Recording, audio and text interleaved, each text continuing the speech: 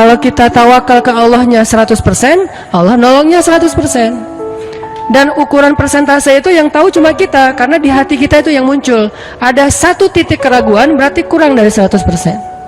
Keraguan itu memperlambat datangnya pertolongan dan keajaiban dari Allah.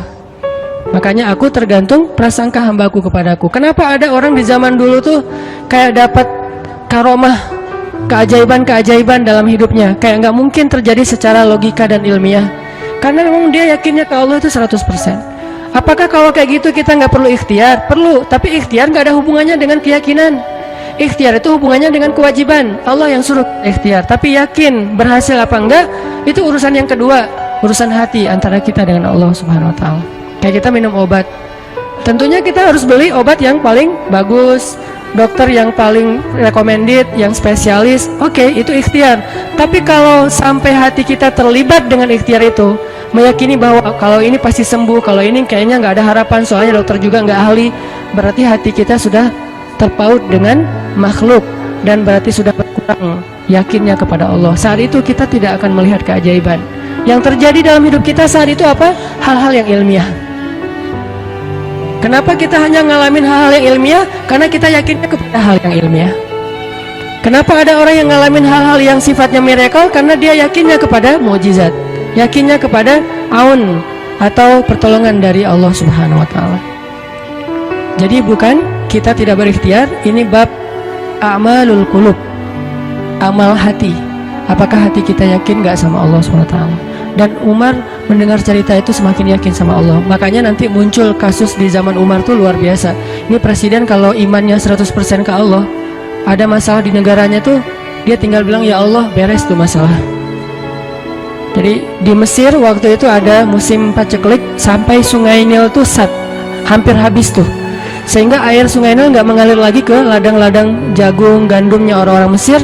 Dan orang Mesir yang dulunya menyembah anak sapi betina mulai syirik lagi nih, mulai berpikir kalau kayak gini mah sama aja, setelah Islam datang kita tetap aja susah, paceklik, mending kita doa lagi ke nenek moyang kita, dewa-dewa yang dulu. Gubernur Mesir yang namanya Amr bin As waktu itu ngirim surat kepada Umar ke Madinah. Ya Amirul Mukminin, Mesir sedang diuji oleh Allah dengan kekeringan dan masyarakatnya hampir syirik. Kami mohon bantuan dari pusat, dari Madinah, untuk membantu bagaimana mengatasi kekeringan di Mesir. Begitu surat itu sampai ke Umar bin Khattab, Umar menulis balik surat dalam bentuk doa. Bismillahirrahmanirrahim. Ya Allah, turunkanlah hujan untuk masyarakat rakyat Mesir. Dikirim ini surat ke Mesir. Waktu itu ibu kotanya masih Alexandria, belum Kairo. Dikirim ke Alexandria. Malam itu diambil sama Amr bin As. Pas dibaca oleh Amr bin As, Bismillahirrahmanirrahim. Ya Allah, berikan rakyat Mesir hujan yang mencukupi untuk mereka. Saat itu juga hujan turun, sampai sungai Nil meluap dan menggenangi ladang-ladang jagung dan gandumnya orang-orang Mesir. Dan mereka bertakbir semuanya. Cuman ngirim surat doang dari Amirul Mukminin. Kan enak ya. Coba kalau kita hidup di zaman Umar, ya Amirul Mukminin, saya belum dapat jodoh, ya Allah beri dia jodoh, beres. Cepet banget loh. Ya Amirul Mukminin, dia nolak saya, ya Allah terimalah. Terima. Yang kemarin nolak, hari ini kenapa ya saya jadi srek sama dia, gara-gara doa Amirul Mukminin. Ini artinya teman-teman, keajaiban dari yakin kepada Allah itu luar biasa. Dari kisah bapak tadi tuh, kalau kita berbaik sangka kepada Allah, kenapa nggak ikhtiar? Mungkin sudah ikhtiar, bikin pengairan segala macam, tapi belum berhasil. Yang kurang cuma satu, doa. Doa mungkin udah banyak, tapi belum diijabah karena doa-doa mereka tidak seajaib doanya Umar bin Khattab. Belum lagi Umar berdiri di atas mimbar. Ini mungkin terkenal nih, kejadian dalam perang Qadisiyah kalau nggak salah. Umar lagi khutbah Jumat di Madinah. Kaum muslimin lagi berperang di Irak melawan pasukan Persia, perang Qadisiyah namanya. Irak Madinah tuh kan kalau naik pesawat sekitar 2,5 jam 3 jam, jauh tuh. Jakarta Medan lah, jauh. Nah, Umar lagi khutbah di atas mimbar sholat Jumat, tiba-tiba tema khutbahnya tuh ganti gitu. Lagi ngomong tiba-tiba beralih tema. Wahai kaum muslimin, naiklah ke atas bukit itu, baliklah kalian mundur-mundur gitu. Jadi Umar tiba-tiba kayak ngomongin sesuatu yang gak nyambung. Orang-orang heran, nih Umar kenapa? Oh ya udah biarin, namanya juga Umar gitu kan. Dia punya Mungkin dia ngeliat setan atau apa, setan kan takut sama Umar. Diem. Udah selesai sholat Jumat, pada datang, ya Amirul Mukminin, tadi apa yang terjadi? Kenapa Amirul Mukminin ngomong sesuatu yang nggak nyambung? Kita juga nggak ngerti. Kata Amirul Mukminin, saya ngelihat Allah menampakkan kepada saya pasukan Islam di Qadisiyah yang terdesak, hampir habis dibantai sama musuh. Tapi saya ditunjukkan ke sebuah bukit yang mungkin mudah-mudahan itu jadi benteng untuk mereka berlindung. Saya suruh mereka naik. Orang kan nggak langsung percaya kan? Bener gitu terjadi kayak gitu. Kalau Rasul ngomong, mungkin aku naik ke langit, Isra Mi'raj, oke lah, itu aja masih ada yang mendustakan. Ini Umar yang ngomong, bukan Nabi yang dapat wahyu. Orang nggak langsung percaya. Selang beberapa minggu kemudian, pasukan Qadisiyah pulang. Jadi utusan mereka pulang bawa berita tentang kemenangan perang dalam perang Qadisiyah. Dia cerita, suatu hari di hari Jumat, kami sedang berperang. Kami terdesak, hampir habis dibantai sama musuh. Udah nggak ada jalan untuk berlindung. Tiba-tiba kami mendengar suara Umar. Amirul Mukminin berteriak, wahai kaum muslimin, naiklah ke atas bukit ini supaya kalian terlindungi. Akhirnya kami mundur naik ke atas bukit dan selamat waktu itu. Berarti benar-benar terjadi. Kok bisa? Ya, qadarullah. Ini keajaiban iman mereka. Apakah kita bisa mendapatkan pengalaman-pengalaman kayak gini? Bisa, kalau keimanan kita dengan level yang sama. Kalau nggak selevel yang sama pun, minimal kita nusaddid. Kalau kita tidak bisa sama persis, minimal kita berusaha untuk nuqarib, berusaha untuk pengalaman kita nanti walaupun nggak sama persis, mirip-mirip dengan pengalaman mereka. Lagi-lagi bukan berarti tidak berikhtiar. Ini keajaiban-keajaiban yang terjadi. Dan saya juga baru ngalamin kemarin pas saya di seminggu, nggak kurang dari seminggu yang lalu, saya baru pulang dari laut di Batu Karas. Di sini ada teman saya, Agi. Mana Agi? Nah, ini Agi ya. Ini by the way model iklan. Ada deh pokoknya iklan jodoh maksudnya. Agi ini anak Batu Karas. Agi boleh diceritain? Agi ini anak Batu Karas. Batu Karas itu Jawa Barat, daerah Pangandaran. Dari Bandung kurang lebih 6 jam perjalanan. Kalau lagi ada ombak saya suka ke sana nonton orang main surfing. Nggak main sih, main dikit-dikit tapi nggak jago. Nonton orang main surfing. Ketemu Agi. Agi nggak tahu tuh ya. 2 hari sebelum saya datang ke Batu Karas, dia sakit, kayak demam gitu. Mungkin habis diputusin kali ya. Dia demam gitu, nggak enak badan, pengen pulang. Biasanya kalau nggak enak badan cuma dia tinggal di Jakarta, paling juga di kos-kosan. Tapi kali ini pengen pulang ke Batu Karas banget. Aduh, kenapa ya pengen pulang ke Basroh Batu Karas gitu ya. Batu Karas kayak Basroh gitu.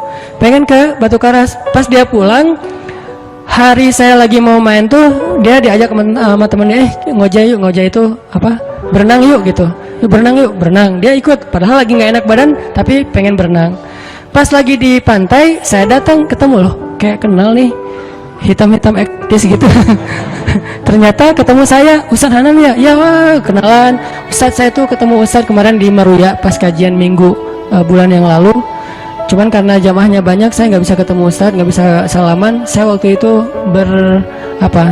membatin, ya Allah saya pengen banget ketemu Ustadz Hanan langsung, tapi jangan dalam suasana ta'lim yang ramai, langsung berdua.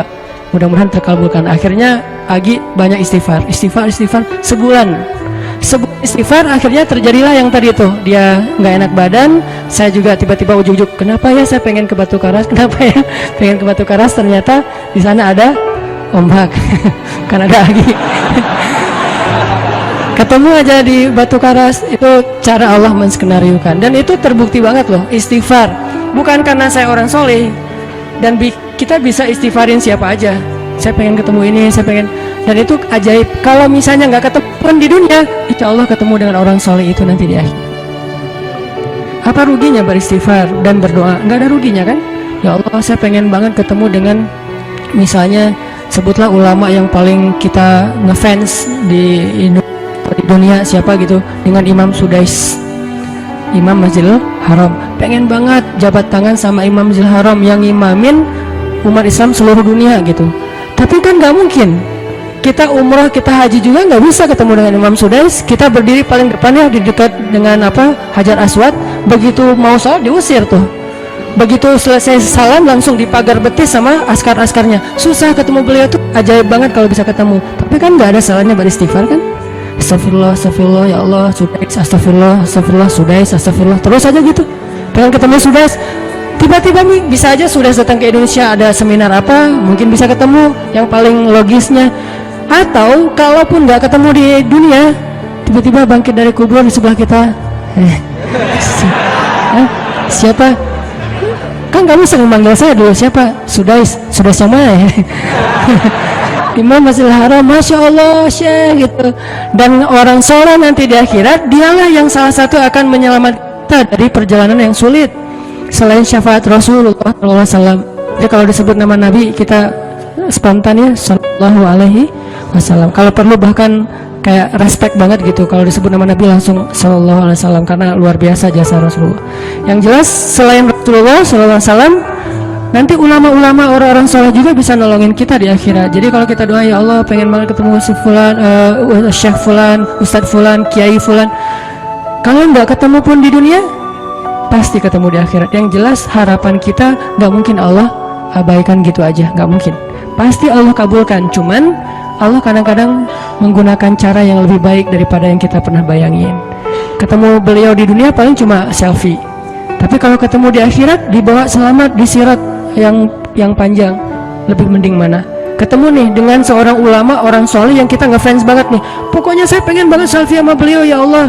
Apalagi kalau orang soleh itu followersnya banyak, misalnya 1 juta 100 sedikit itu mah, banyak model yang 17 juta 19 juta. Pengen followersnya nambah kalau selfie sama beliau, cuma nambah followers. Tapi kalau ketemunya di akhirat, nambah apa? Nambah derajat, naik level. Kita jadi selevel dengan masuk ke level beliau, padahal kita mah malahnya nggak selevel gitu. Kenapa? Karena dibawa sama beliau. Orang soleh itu kalau mau masuk surga, teman-teman nyari teman-teman yang mencintainya di dunia. Ya Allah, mana fulan, dia mencintai saya di dunia. Ya Allah, mana fulan, dia mencintai saya di dunia. Allah bilang, dia masih tuh di sidang, belum beres-beres, sudah sidang ke-30 misalnya. Kan sidang di dunia aja satu kasus berpuluh-puluh kali kan, gimana sidang akhirat lebih berat lagi tuh. Ya Allah, tolonglah dia, selamatkan dia, karena saya mencintainya selama di dunia karena Engkau. Akhirnya orang-orang soleh pada balik lagi dari surga, balik lagi ke padang mahsyar. Demi ngapain? Demi menyelamatkan orang-orang yang mencintai mereka semasa di dunia. Datang ke padang mahsyar, cari ke bagian informasi. Tolong dong yang namanya ini gitu, panggilin. Perhatian, Hanan At-Taki dipanggil sama Syekh siapa gitu teh. Saya dipanggil, datang aja. Mas, saya yang dipanggil. Benar Hanan At-Taki? Ya. Mana coba buktinya? Aduh, saya lupa bawa kartu nama. KTP misalnya. Nah, pasti tahu lah ya malaikat sama kita. Udah, masuk aja. Tuh ada yang nungguin di business lounge gitu. Jadi ada VIP lounge-nya gitu kan. Oh, saya boleh masuk VIP lounge-nya, masuk ke VIP lounge. Udah sampai di sana udah ada makanan segala macam, mereka lagi duduk. Kayak asa kenal nih, siapa ya? Dekat Hanan ya? Ya. Wah, kita sering ketemu dalam doa. Wah, akhirnya pelukan. Ada apa, Syekh? Yuk ikut saya ke surga, kan enak banget kan? Terus sidang saya gimana? Udah beres, diberes sama teman-teman saya di saya banyak teman di dalam gitu. Saya banyak. Beres kan? Di dunia aja bisa gitu, masa di akhirat nggak bisa? Tapi dengan seizin Allah dan Allah ridho dengan kebaikan-kebaikan itu. Jadi nggak ada sia-sianya juga kita. Kan dulu saya pernah cerita yang Imam Ahmad bin Hambal kan, yang pengen banget ke Basrah, dan itu ternyata terjadi juga sama Agi. Dan terjadi juga sama salah seorang driver ojek online di Bandung. Baru 2 bulan yang lalu kejadiannya. Saya lagi datang ke markasnya Pemuda Hijrah, kita sering ada kayak rapat gitu di kantor. Markas kita namanya Masjid Al-Latif di dekat Gedung Sate. Datang dari pagi rapat sampai sore. Dan saya pakai baju baju main biasa, bukan pakai baju talim. Sebetulnya sama aja sih. Nah, waktu itu sholat zuhur di Masjid Al-Latif saya ngimamin sama asar. Habis asar pulang, karena nggak nyetir sendiri, saya pakai online. Saya order pakai ojek, ada yang ngambil, drivernya ngambil, datang jemput, pulang. Kemana? Ke Cimahi, pulang. Di tengah jalan dia nanya, Mas sering sholat di Masjid Al-Latif itu ya? Saya bilang, ya lumayan. Saya bilang, iya tuh masjid rame banget, anak-anak muda pada numplak di situ taklim.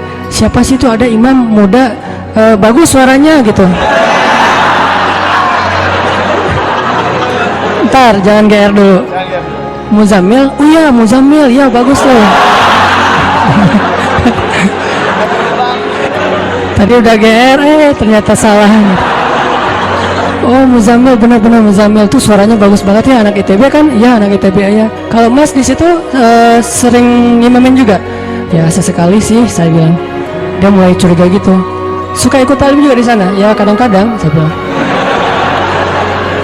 Kenal sama Muzammil? Ya lumayan, padahal murid sendiri kan. Lumayan saya bilang. Oh, Mas kayak agak asing nih. Mas tadi nyimamin sholat zuhur bukan? Ya saya bilang. Mulai curiga kan dia. Mas namanya siapa sih Mas? Hanan saya bilang. Hanan? Hanan yang mana nih? Ya.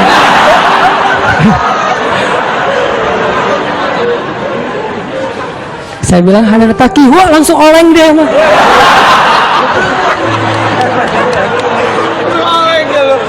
Oh, Mas biasa aja Mas biasa aja gitu. Ini benar Ustaz Hanan Taki, benar. Masya Allah, ya Allah, udah gitu kayak terharu gitu, heboh semua orang pada ngeliat lampu merah lah gitu ya, pada ngeliat semuanya. Saya langsung pakai masker, gitu. Ustadz tahu nggak Ustadz, saya sebulan ini istighfar terus habis dengerin cerita Imam Ahmad bin Hambal yang ke Basrah, saya istighfar, ya Allah pengen banget ketemu Ustadz Hanan tapi jangan ditaklim berdua, jadi bisa curhat-curhatan gitu. Ternyata Allah bikin skenario, saya order ojek online, dia ngambil, jadi ngobrol di jalan sampai ke rumah, akhirnya bertamu nggak pulang-pulang. Nah ini luar biasa bicara Allah. Dan wallahi teman-teman, dan itu terjadi. Jadi udah 2 kasus nih yang saya alamin ya. Satu lagi yang ojek online tadi, dan dua-duanya hajatnya sebulan Allah kabulkan. Jadi kalau ketemu saya aja sebulan gampang, masa ketemu jodoh bertahun-tahun gak dapat ya? Gimana nih? Istighfarnya gimana nih? Ini terutama buat cewek-cewek nih. Kalau cewek-cewek kan nggak bisa nyari, masa cewek kepo gitu kan, nggak mungkin pura-pura follow, nge-like. Kok dia nge-like terus yang first like lah gitu? Nggak mungkin kan? Cewek kan agak-agak jaim. Ya udah istighfar aja deh. Banyak-banyak istighfar. Tiba-tiba ada yang kesandung jatuh di depan cewek, HP-nya jatuh. Dia pergi, HP-nya nomornya. Nggak penting sih ceritanya. Pokoknya ada jalan dari Allah yang kita nggak ngerti nih, yang jelas bisa. Kita tinggal yakin aja sama Allah, istighfar, Allah yang kasih jalan. Walladzina jahadu fina lanahdiyannahum subulana. Pokoknya kalau kalian bersungguh-sungguh kata Allah di jalan kami, udah kami kasih jalan-jalan keluar yang subul, jamak dari sabil, banyak banget jalan keluar di sisi Allah. Yang penting kita jahadu fillah, berusaha di jalan Allah SWT.